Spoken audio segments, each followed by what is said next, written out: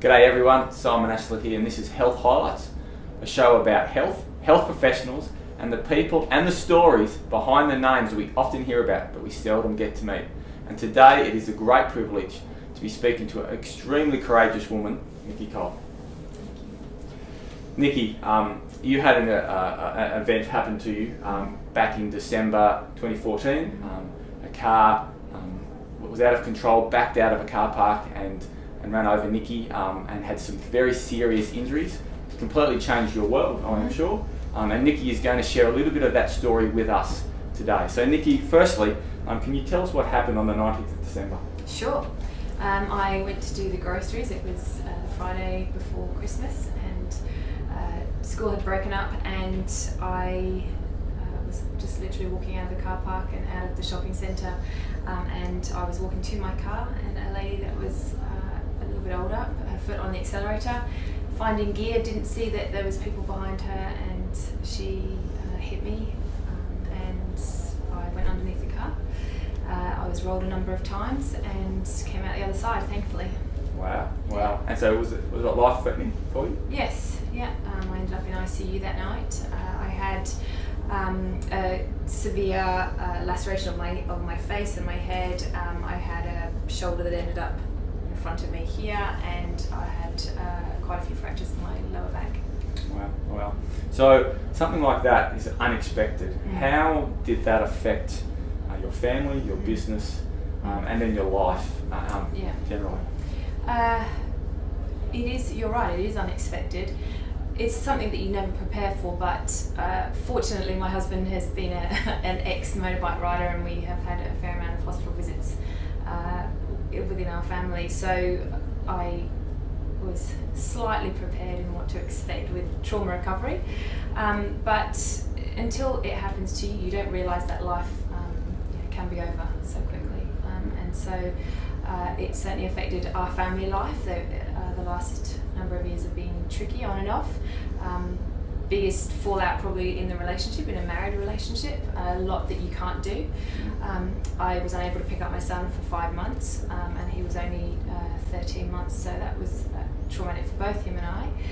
And my daughter had her first year at school, so it was her first summer holidays. It was a big impact to us as a family.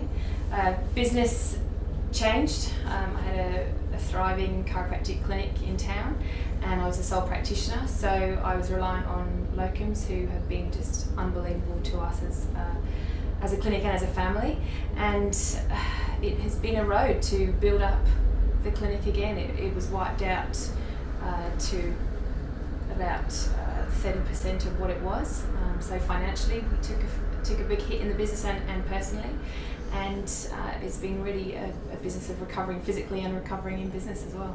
Yeah, wow. So I could imagine something like that, it is unexpected. Talk us through a little bit the journey of your emotional state, particularly initially when it first happened. You're in hospital, you're trying to recover, and then the process of actually healing. Yeah.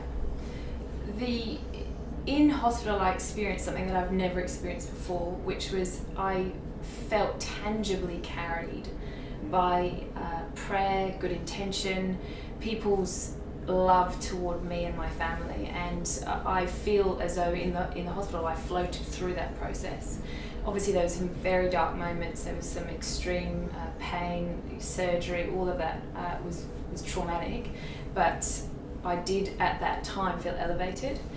Getting home was pretty tricky. The reality of being unable to do things like pick up your child becomes very hard work when you're seeing that happen daily and not being able to do simple things. So I struggled when I got home, and the post-trauma aspect of a massive event like this has far-reaching effects on myself and on my family. It's something that there are good days, there are bad days. It still goes on. Wow. So even now you're still having good and bad days because absolutely.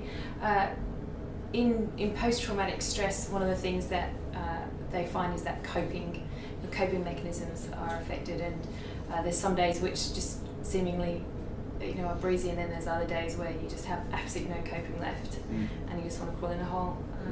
but yeah, it's something I'm aware of, and I'm fortunate that I'm aware of. Okay, great. So we talked a little bit about the emotional aspects of the healing. What about the physical recovery? How long has that taken, and how are you going with that now? I work on that physical recovery every day because I'm a massive believer, not just in my career, but in human potential, that movement is an immense driver of health. And even before I was out of the spinal brace, I was moving and I was constantly doing things. I had an arm that was in thousands of pieces, and I had 12 pins and a plate in my glenohumeral joint, and I was like, I have to put the washing on the line.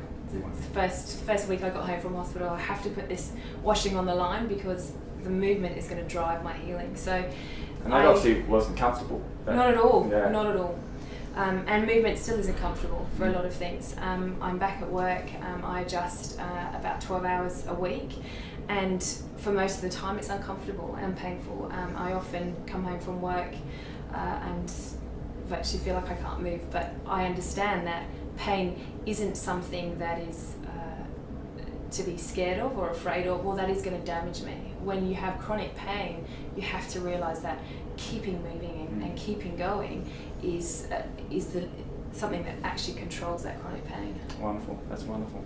Okay, so it's 3 years since the accident now. Yeah, coming up to it. Wow. So looking back, how do you view that incident now, thinking about everything that's going on in your world? It was a life-changing moment. In so many senses, it was positive. I don't think until you realise that your life is at risk, or that you have been taken to that point, that you realise what you're capable of and what that holds. Yeah. It's tough, yeah. Yeah, it's tough. It is. But it's amazing the courage that I've seen in you to continue on and to keep on living life, and I think that's certainly a key to where you are today. So I suppose that leads me into my next question is, what are some of the key things that have actually helped you overcome this tragedy and continue on in life? Yeah, a great connected support network of people and friendships and family. Great. Unbelievably lifted, so immensely grateful to all those people that have helped us out, and an unwavering confidence that the body is designed to heal. Right. And we are the only people that limit that. So if I can get rid of that limitation in my mind, then my body can do what it's meant to do. Wonderful. Well said. That is wonderful. And finally, just to wrap up, I know there's lots of people out there who probably are going through similar things, have had tragedies. Can you maybe share with us a few encouragements for them in the moments that they're at right now, and what would you share with them about keep on going? To keep on going, hope. I've been listening to an amazing speaker, Brené Brown, and she says that hope isn't an emotion. Hope is tenacity and perseverance, and it's actually an action.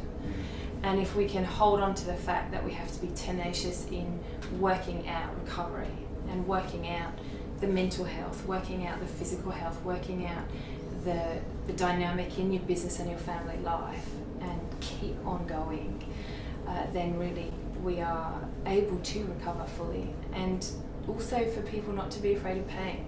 It's a massively limiting factor for people, and pain, we don't need to be afraid of it. Pain, yes, it can be chronic and it can be just hideous, but it shouldn't be a limitation. It shouldn't be something that defines us. Wonderful. Wow. Well, there we have it. Look, I don't know about you, but you are an inspiration, Niki. Thank you for sharing your story with us. You are amazingly courageous, and people can overcome tragedies. They do happen in life. It's a reality that we all need to face at times, and to face it with that family connection and those other people, and to support us through, but to have that hope, as you say, I think is a powerful thing. So thank you for tuning in, everybody. And next week we're going to have an amazing story for you. So please tune in Wednesday at 12:30. Remember, healing is a gift. health or responsibility. We'll see you next week. Cheers.